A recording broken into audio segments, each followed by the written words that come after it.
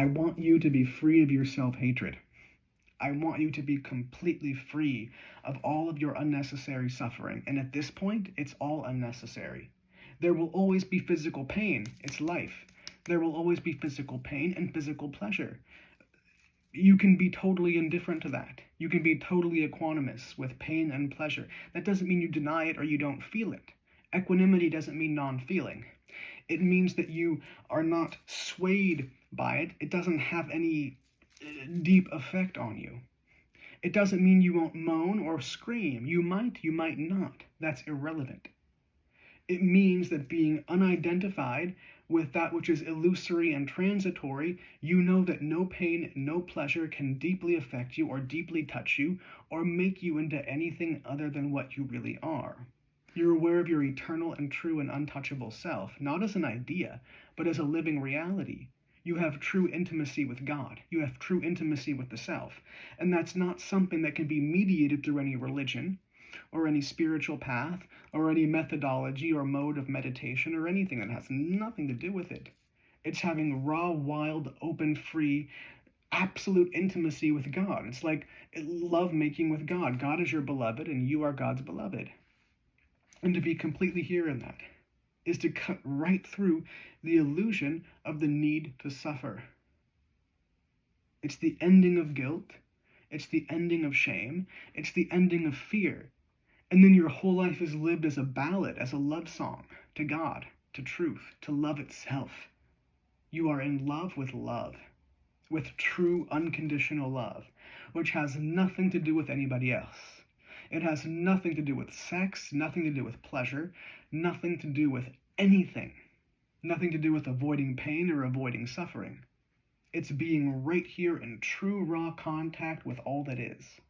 And that is what I'm here for. That is what this appearance is here for. These videos are here to point directly to that which is eternal, true, unmoving, and unchanging, and to dispel the darkness of ignorance. That is what these videos are for. Whether you like me or don't like me, think I look this way, think I look that way, is irrelevant. Has nothing to do with it.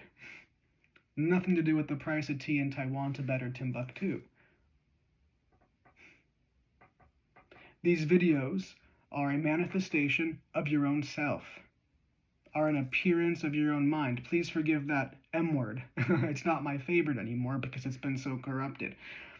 But this video is you. I am you coming to you to say stop. Stop. You're done. You're cooked. You don't have to keep struggling in the way of liberation and self-knowing.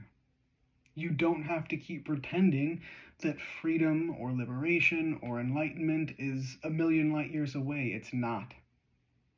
It's not. It's right here. And I don't care what the mind says. The mind can go to hell. It can go to hell. And it must. It must burn up. The truth is that you are always free. And this has nothing to do with me. When you're in the ego consciousness, when you're identified with the mind, you're dividing and you're making images. And then you come upon somebody who is speaking like this, and then you draw whatever conclusions you draw about that person. That's irrelevant. The person is a tool, is a device, is a machine. I'll say device, that sounds nicer. The person, which is a mental construct, is a device for the conveyance of a message. And this message, this body is just the vehicle for that message. This body is the mount of consciousness. Consciousness is using this body to deliver a certain message. And this body is able to be used as a vehicle for this message because this body has gone through the ropes. This body has passed all the tests. This body has gone through the fire and come out the other side, not knowing whether or not it was going to live or die. This body has gone through it and come out the other side as a tested, tried, and true messenger of consciousness and freedom and love, which has nothing to do about what anybody gets or doesn't get. That's not the point. There are a million opportunities to make a false image of oneself and then to try to make that image look great. But even saying that, it's just, it's sickening. It's ridiculous. Because the true self is the true self, and one doesn't even need to fuss or fiddle with any images, because the true self is the true self, and it's always here. So if you are looking at this body, at this form, and you see some image being projected, that is your own image being projected onto this body. If you were looking at this body clearly, freshly, as if for the first time, you wouldn't have any idea of what you were looking at in terms of comparative imagery. So if you look at a body and you see image, you're looking at your own image, at your own projection. Everybody has to look like something. Everything that exists has an appearance and therefore a style. You have to have style. It's inevitable. You have to look like something. Everything looks like something. And because you recognize everything as a something, you judge it.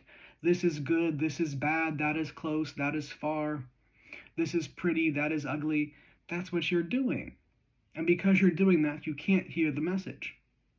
So if you really want to hear the message given forth by this body, which is the tool, the vehicle, the mount of consciousness, then you have to get quiet and you have to be here in still, silent intimacy with yourself. And that will require that you reflect on and feel all of the judgment that you cast on yourself and all of the judgment that you cast on others. That is your only sin. That is your only crime, that you believe that you could ever be separate from God. And who put that image into your mind? Somebody else, because somebody else put it in theirs, because somebody else put it in theirs. And who are all these somebodies? They're simply images. They are manifestations of corruption, and that corruption is the comparative mind, the ego, which is memory. It's a virus. Judgment, comparison, is a virus. That's the only virus really that exists. I'm not talking about the body gets whatever the fuck diseases it gets. That's something else.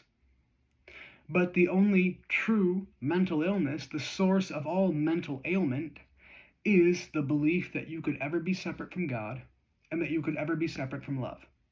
And when you finally see that all separation from God is a lie, and you really sit in that completely, all hands and feet inside the vehicle, and you really, really sit inside of that, with no hesitation, with no division of self, the willingness to end the war, the conflict within, and you come here and you sit in that love completely, you see that you and God are totally identical. There's no division, and that God and everything are identical. The whole living cosmos is God, and God is the whole living cosmos, and that you are always in the infinite eternal heart of God, and God is always in your own infinite eternal heart. Period. End of story. End of discussion. No exceptions for anybody. Not anybody. Not for the best person, not for the worst person. Which is all your idea, and society's idea. And when you see that, you're free. You're free from suffering, you're free from trauma, you're free from violence, you're free from the war, you're free from the internal war, and therefore you cease contributing to the external war. And you see that the only way to bring an end to all the trauma, the suffering, the violence of the world is to bring an end to the war within yourself. And you can't make anybody else do that, but you can do it. And by you doing it, it ripples out and it spreads to everybody. And then it doesn't matter what you look like or don't look like, or what anybody else looks like or doesn't look like. It's irrelevant. So, I leave you with this. This is the mission statement of this channel. This is what this channel is about. This channel is a vehicle, just as this body is a mount for consciousness. This channel is a mount for consciousness. The body being used by consciousness is using this channel, but it's all consciousness. This channel is a vehicle for consciousness to express itself. And if you're here, you are being called to be a vehicle for consciousness to express itself, completely and totally and utterly and truly, as it must express itself in this form. Which is to say, you are being called to be your true self, which can never be explained or justified. Doesn't need to be. You have to let whatever is in you to come out. You have to let whatever is in you to come out completely. And you become like a great river, flowing, flowing, flowing, flowing, flowing. You become like a great river. And you realize that's what you always were. Beyond the body and mind, eternally. Before birth, after death, and during life. Revealing that birth and death are just temporary states. They're temporary conditions of movement in time-space. They're fundamentally illusions. All there is one giant continuation or continuum, which is almost the wrong word, of ecstasy, of being, of God, of love, of intelligence. And that's all there is. And this is an expression of that, as much as anything and everything else is. And you've come here to face that fact, to face that truth, to confront that, so that you can wake up and be free, and then go forth and do just this. That's what you're here for. In your own way. You may not speak. You may write, you may paint, you may draw, you may dance, you may shut the fuck up and never speak again. There's no way of knowing. That just brought that poem to mind. There's no knowing where we're going, which direction we are flowing, something like that. Remember from Willy Wonka? Is it raining? Is it snowing? Is a hurricane a-blowing? If you don't know that scene, you should go watch it. It's a little spooky. But it's a beautiful poem. And it'll certainly shock you up. It'll shock you awake, perhaps.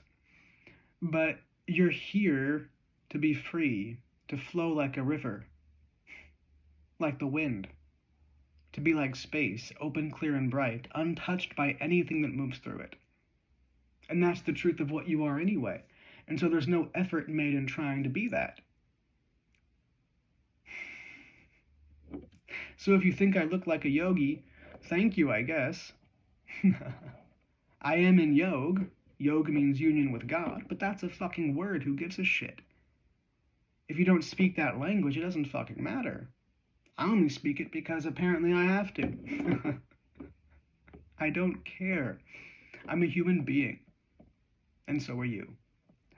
That's what we are. We're human beings. This is just what a human being looks like. And whatever you are is what a human being looks like. Every human being looks like what a human being looks like. Just like every flower and every tree looks like what a flower and a tree looks like. Okay? Very good. Very, very, very good. Alrighty. I'm gonna cut this off right now so it looks a little spooky for you. Freak you out a little bit.